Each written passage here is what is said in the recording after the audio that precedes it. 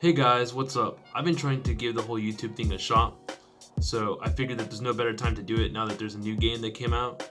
This video in particular is going to be about what kind of controllers you should use for Smash Bros. And what kind of control scheme you should use for Smash Bros. One thing that a lot of my friends have asked me is what controller they should buy to play the game, and I really only have two controllers that I can recommend. The first one is of course going to be the Nintendo GameCube controller. Been out since 2001, it's 17 years old. This thing has withstood the test of time. You can't get one of these and go wrong with it. The second one, to no one's surprise, is going to be the Nintendo Switch Pro controller. If you own one of these because you play Switch games on it, then this one's great too if you don't want to buy another set. So, pros of the GameCube controller is if you've played Smash before, this is what most people play on. It's easy to hold, the buttons are just kind of like in a place where you can naturally drift to them, even though the controller itself is kind of laid out in such an odd way. The only bad thing about it is that there's two types of GameCube controllers. There are the original run ones, which is what this is, because I've had this for like maybe 6 or 7 years. The triggers on these have springs in them, so they feel different, and I feel like the control sticks are a better quality. So you can still get these secondhand, like off of eBay or off of Facebook pages. Some people will sell their old GameCube controllers because they don't use them.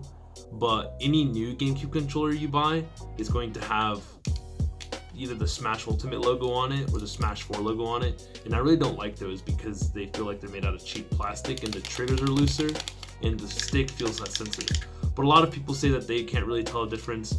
I personally was able to tell a difference playing Diddy Kong and Smash 4 with ledge trumping and all that stuff. But I mean, for $30, you can't really complain. On top of having to spend $30, you do have to get a GameCube adapter. The adapter itself is like 20 bucks. I've got one right here. This is the Wii U one, but the Switch one is going to be the exact same thing. They are in short supply right now because that happens every time a Smash game comes out.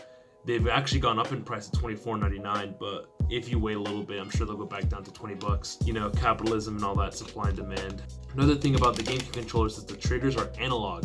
So that means that the more you push in, the more of a function the controller does. Doesn't really do anything in any game besides Melee, because Melee gave you light shields if you light tapped it, but in this game it doesn't matter. So it's just literally more travel time from point A to point B, which could be considered a disadvantage, but it's not that big of a deal. If you really wanted to do wave dashes and stuff, you can always do it with the Z trigger, and I'll talk about that later. The control sticks, the regular control stick and the C stick both have notches on them. Some people like that, some people don't. Some Melee players actually have notches in their control stick notches, like for Firefox angles and stuff. I don't see if it's really practical in 4 or Ultimate, but I mean, some people like this so you can auto snap to one. Other people don't. It's personal preference, no big difference. Finally, the weight of the controller. The biggest difference that you'll notice between a Nintendo GameCube controller that's made by Nintendo, first of all, they say Nintendo right here. Off-brand controllers like Hori or Power A's are really light because they either don't have rumble or they've like moved it for a battery compartment. I personally exclusively play with rumble on because the haptic feedback, I can react faster to it than a visual cue on the screen. But other people don't like rumble because it wears down their controller. So some people even take the rumble pack out. In my opinion, the weight and the haptic feedback is just so much better than not having it all. Those are all my thoughts on the GameCube controller for now. For the Pro controller, it's got a layout that's very similar to an Xbox controller. I think I may have one here. Press F, boys, I don't have an Xbox controller here. I moved out of my parents' home like a month and a half ago, so a lot of my stuff is still there and some of it's here, so I just don't have it. But it looks just like an Xbox controller, trust me. I may post a picture of it or something. These are $69.99 retail. Well, this particular one is $74 because it's a Smash one, but the regular ones are $69, and you can find them on sale for like $59. So they're more expensive, but the benefits that it's completely wireless and it's got all the buttons that you can use on the Switch. So there's that. All the buttons on the Pro controller are digital. So the whole analog shield stick that we were just talking about on the GameCube controller does not apply to these. So if you press a button, it's either 0 or 1, it's on or off. So less travel time, more of an instant response for when you press it. So better shields, better wave dashes, better wave lands, all that stuff. Like I said, I mean, it's a guess it could be an advantage to have all digital, but it's not enough for me to make the full switch. And of course, this thing has no notches on it. It's just a complete circle. So when it comes to which one you should use, honestly, it's personal preference. This is gonna cost you $70, and this is gonna cost you $50 after you get the adapter. So it just depends. If you have these and you like them, keep this. If you have one of these, you wanna use this, you can. I personally interchange both depending on what I have available at the moment. I have a control scheme that I play with this, and I have a control scheme that I use with this, and Joy-Cons, and the Wii U gamepad, and the Wii U Pro Controller, and the 3DS. It's the exact same thing, and I'll show you guys what that is later. And that's my favorite scheme with this thing. As far as input lag between the two, there's lots of articles that say that this has less input lag because it's wired, but there's other articles that say that this has less input lag because it connects to the Switch natively as instead of going through an adapter. But like, honestly, it doesn't really matter. If you're bad at the game, you're going to be bad whether you have a frame or two of input lag or not. So pick whichever one you think is most comfortable and just learn the game on that. Another big buff that the GameCube controller got on Smash Ultimate is that now it can be used to navigate the Switch operating system. On the Wii U, if you had a GameCube adapter plugged in and controllers, you still had to have a gamepad or a Wiimote or a Pro Controller to turn the game on and boot Smash, which is, like, in my opinion, by far one of the most annoying things about the Wii U, because I didn't play anything on it but Smash. Alright, what up gamers? So here we are on Smash on the Switch.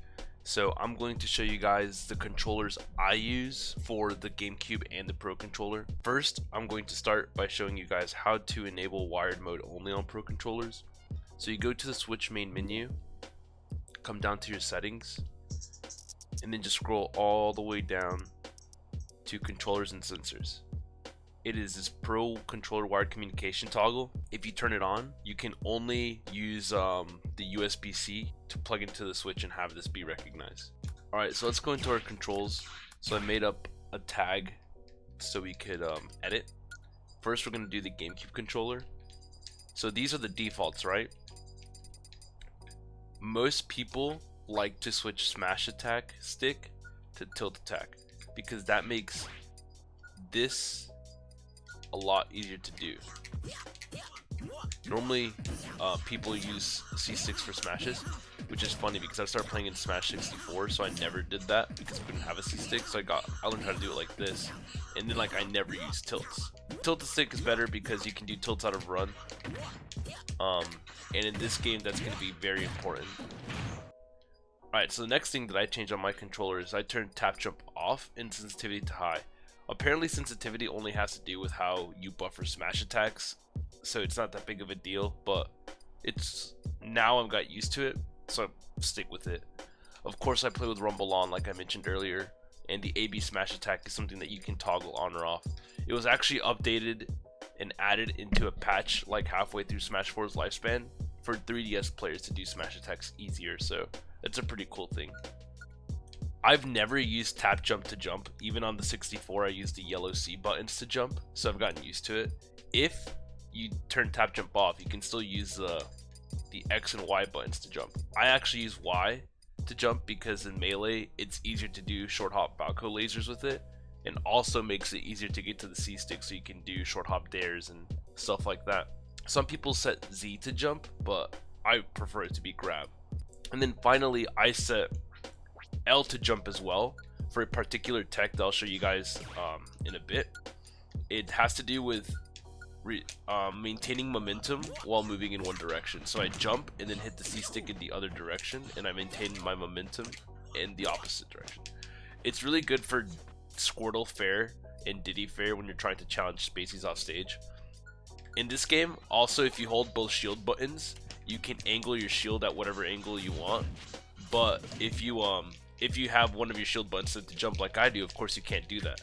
So there is an alternative. If you press shield and then press B, you can still angle your shield without having both shield buttons, so that's pretty cool.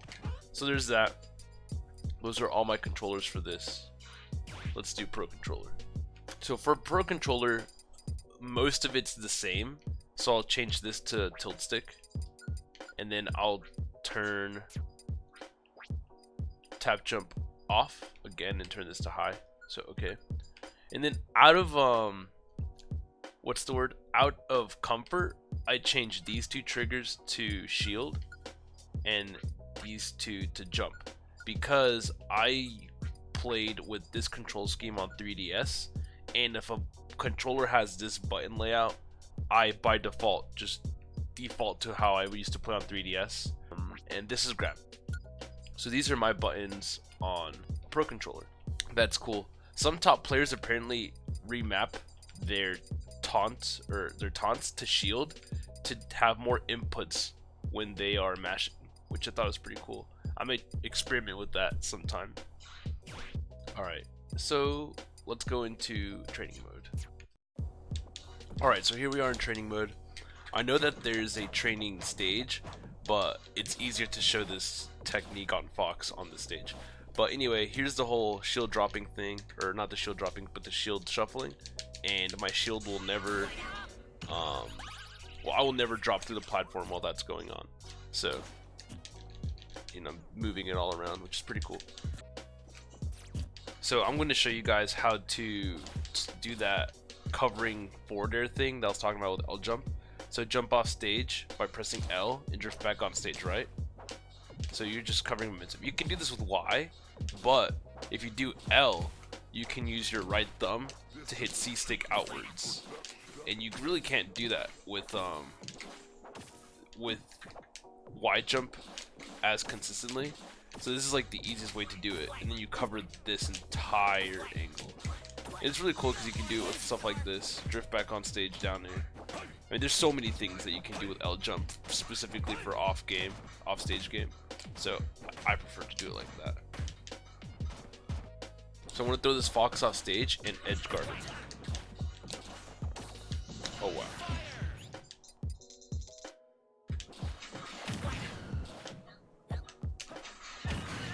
There we go.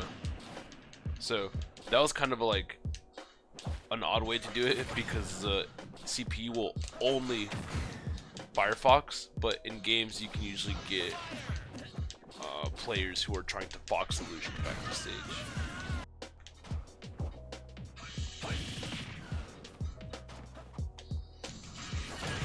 There we go. Alright guys, thanks for watching. Here I'm going to leave a replay of this Captain Falcon player I cheesed online.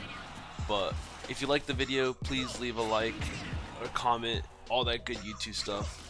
And hopefully I'll be making some more videos like this in the future.